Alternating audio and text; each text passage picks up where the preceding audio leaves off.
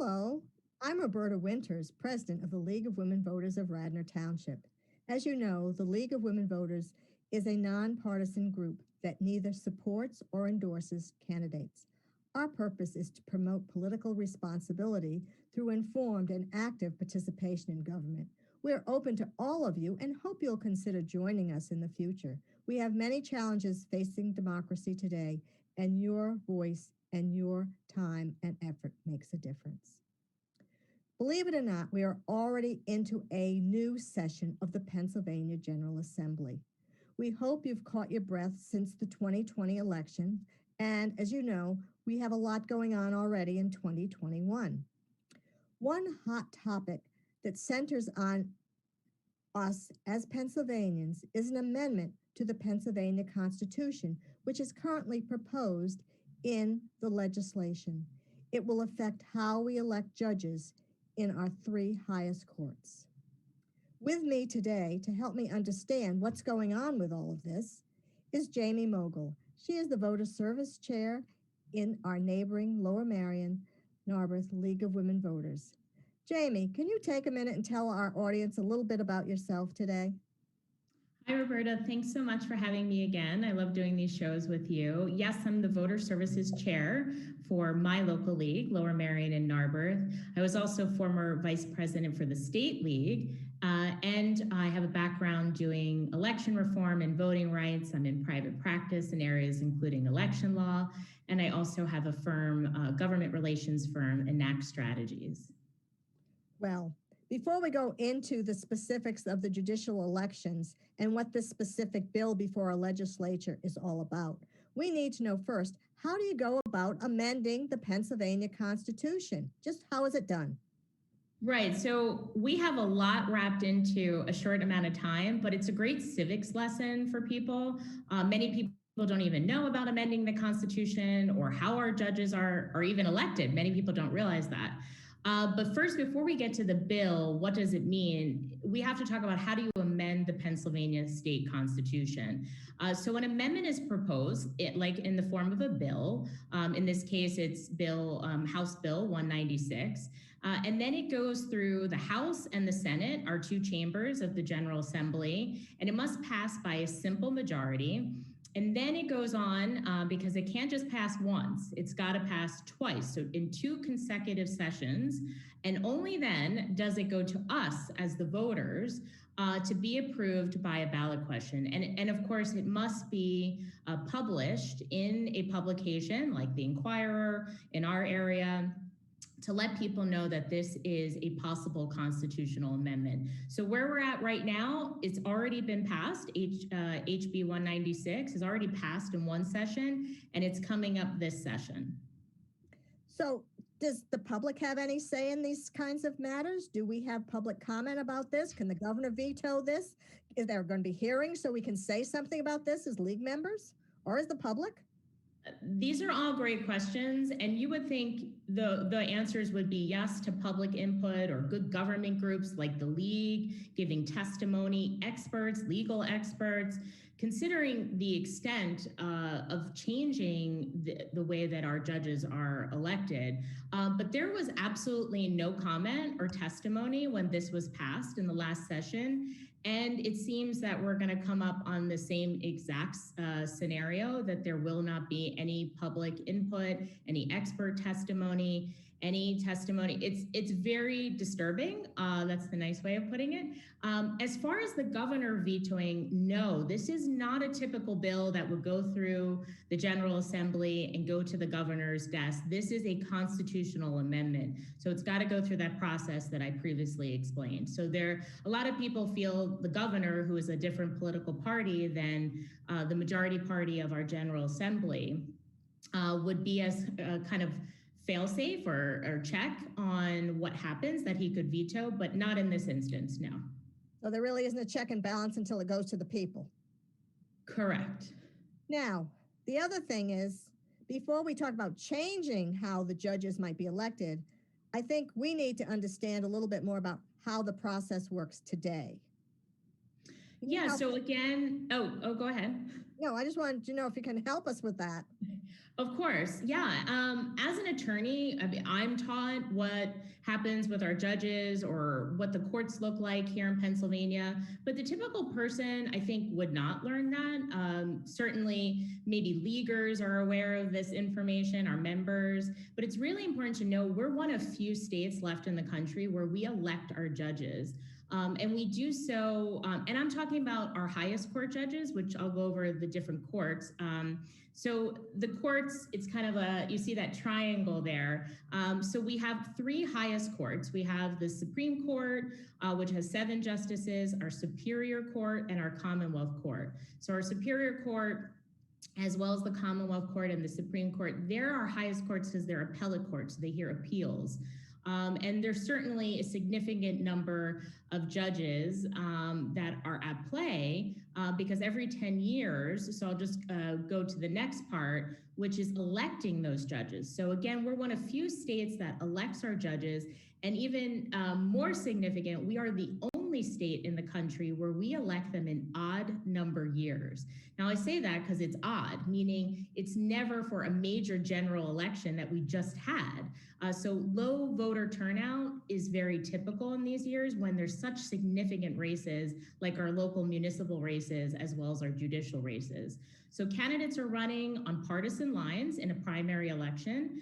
So that means we have closed primaries, so you have to be from a major political party to vote for those candidates.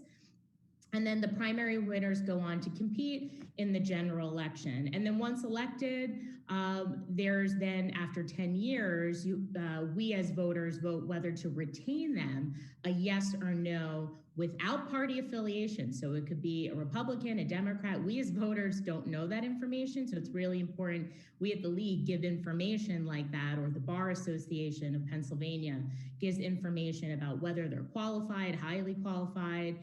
And it's really unlimited terms till they reach the retirement age of 75. If there are vacancies, they are filled by the governor with Senate confirmation. So that's also very important to know who controls our state Senate. This is not applicable for lower court judges like magisterial district judges. You actually don't even need a legal degree. You don't even need to go to law school to become a magisterial district judge. But we'll talk about that on another show. So basically, it's the judges are nominated by Republicans or Democrats, and they run as candidates during the primary election, and only those people who are registered Republican or Democrat get to choose those candidates because we have closed primaries.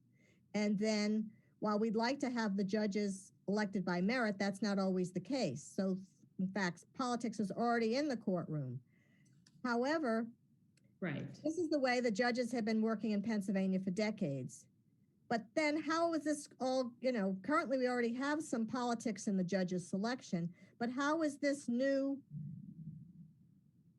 amendment that's being proposed, how did it ever get started anyway? What do they need to change it for? What's the big deal? What's the big deal? That's a loaded question. Just for a bit of context and history, viewers should know that in 1968, the judicial system was completely rehauled and overhauled. And part of that revision, they did consider something like what this amendment is proposing, and it was outright rejected because it seemingly would disenfranchise voters. So we're going to talk about some of that and what the implications of something like this means. This also goes back really to major court decisions. I think we all are catching our breath. I mean, 2020 election was something really unprecedented, particularly here in Pennsylvania with new voting reforms. The first time in 80 plus years we've seen any kind of reforms in Pennsylvania that saw by our majority GOP legislature pushing with overwhelming unanimous pushing through these voting reforms, which included no excuse vote by mail. So that means anybody who's registered to vote can vote by mail. But this goes even before this, the challenges to these recent election laws. And it goes back really, I believe, to, and you could look at the history of this bill, 2018. In 2018, we in the League are very familiar because we were plaintiff in a lawsuit to challenge the congressional redistricting maps. So every 10 years, maps are drawn. So it's going to be coming up. We have a delay in the census, but it usually would be done right about now. And the congressional maps were challenged under our state constitution, in which the League was a plaintiff, and it was successful. And so the state Supreme Court, which is majority Democratic now, told the legislature, you got to draw these maps again because they're unconstitutional under the Pennsylvania, the Pennsylvania Constitution. And so I'm reminding viewers of this because while we might be excited, and I think all of us were, that the maps were redrawn, the party in control, in this case the GOP, did not like that the courts made decisions that they felt the legislature should have made. And this in turn began this power grab between the different branches of government. In this instance, the legislature and the courts. So they didn't like that quote unquote Democratic majority was deciding that these maps were unfair. So this started this process of, well, we've got to take control of the courts. And as you've noted, Roberta, already, and I've told people, the courts are already politicized, which they should not be, by electing judges. We at the League are ardent supporters of merit selection, appointment, which most other states do, but we don't have that here. So what came about? HB 196. And so the PA, I'll let you go into it, but just for a bit of context for people, this power play has been going on way sooner, way back before the 2020 election. But of course, the nation, maybe the world, saw it play out in Pennsylvania with some of the decisions around the new laws that were passed by the majority party, the GOP. And one of those major decisions was to extend the deadline for receipt of mail-in ballots.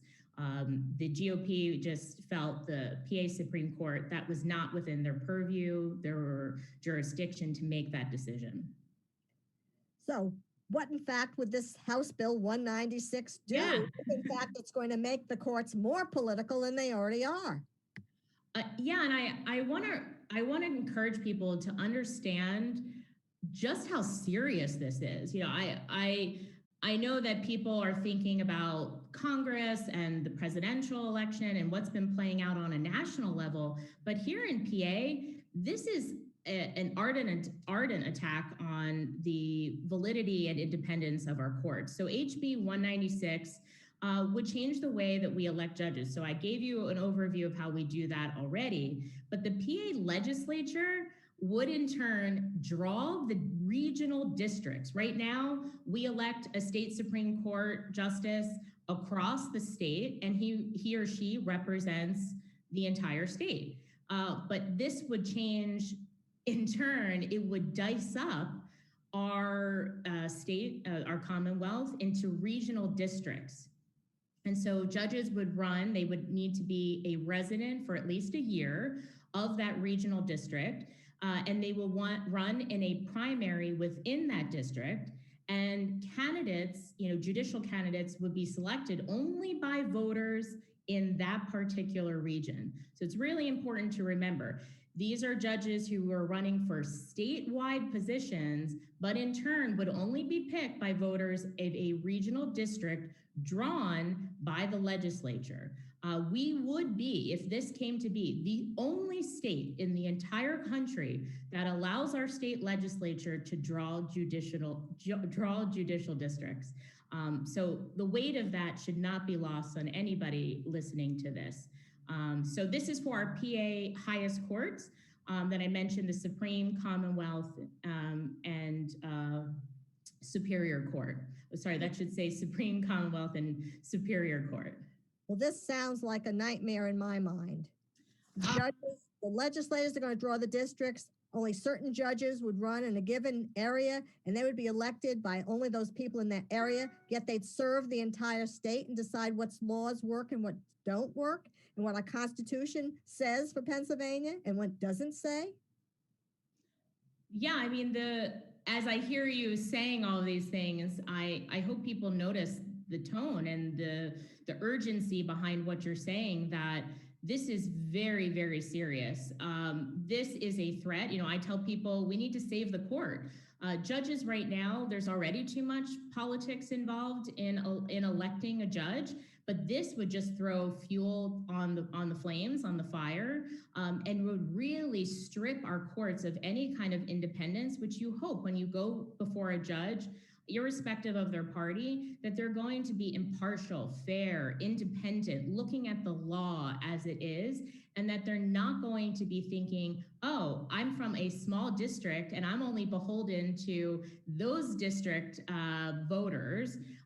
So thereby disenfranchising all the other voters in the Commonwealth that I'm making decisions for. Because these are statewide decisions of constitutional law, our state constitution, everything from, you know, the other day about expanding stop and frisk, you know, stop and search and warrants. I mean, these have incredible implications beyond just changing the way we elect judges. So candidates would be elected by only a small portion. I mean, it's common sense. Do you really think that somebody from a very rural area who doesn't really, you know, represent the rest of, or really the total of the state, should be making decisions on behalf of the entire state? That's really inherently unfair. And then I think we also lose trust in our courts, which is really important. We already have a lot going on with criminal justice reform, but we need to trust that the judges we're electing will be impartial, fair, and independent. And this strips them of even that ability to do that, because it's a few set majority legislators who will be choosing these regions, and thereby they are choosing who our future representatives are, and the court, because I'm saying representatives because they already gerrymander our legislative and congressional districts, and now they would do the same thing to our courts. So in a sense, this also messes up the balance of power between the legislative and judicial, because the legislative branch is now basically trying to control what our judicial system is going to be doing. Correct. I mean, this, as you said, this undermines our trust in the courts, the independence. And then let's also add to this that they being the party in power, and we know both parties want control. They want power. Right now, I'm talking about the party in control, which is the PAGOP, the Republicans. You know, they also want to push this through to be done in a primary odd year election. So we have nearly 1 million unaffiliated or third-party voters that would need to turn out in a primary election, because they do have the ability to vote on ballot referendums. This is likely to get to that. But that already is a huge hurdle to inform hundreds of thousands, nearly 1 million voters, that you still need to turn out in an off election year to vote in a primary you wouldn't normally vote in, because we are a closed primary state. And then you have to inform voters generally of the significance of this. We don't know the wording of the question. It is required to be clear and concise as to those changes. That's a process that happens later. It goes through the AG, the state AG, and the Secretary of State before it's actually published to the ballot. But you know, this is very, very serious. I can't say that enough. And this is truly one of the great battles that I believe we will need to do to defend our democracy. You know, here at the League, we talk about empowering voters, defending democracy. Well, this is that time. Well, obviously, if this goes through, justice in Pennsylvania will never be the same. We really have to act to kill this bill. So what do we do? Realizing the implications of this legislation, which would, in fact, House Bill 196, what do we as citizens have to do to maintain the independence of our courts and hope that we will have a fair hearing if we are, in fact, ever called before those courts? Right now, I would say as of yesterday, which is when the session began, you need to be contacting your legislator. Right now, it hasn't actually gotten past that second round that I talked about. You need 2 rounds and then it goes to the ballot for us as voters to decide on. So you want to call your legislator, and we have up there on the slide.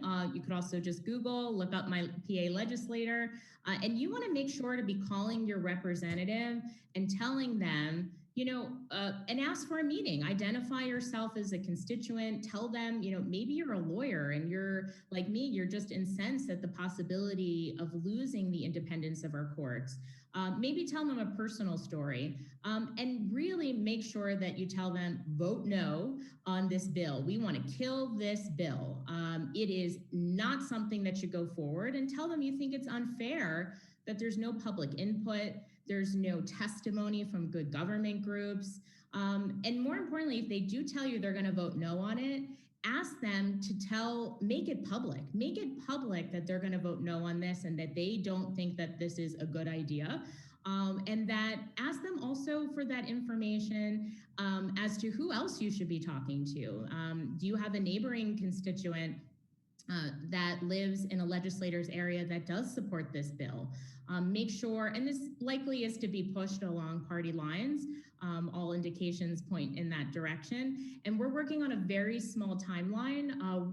They have to pass this by mid-February to get it on the ballot for May in our primary. So we know this is the urgency. I mean, if you need to call like yesterday. So please, and then if you're going to send them an email or you talk to them on phone, follow up, give a thank you. These are things we teach in the league about talking to your representative or interviewing them about a particular bill or an issue that you care about, and give them the talking points that we said before.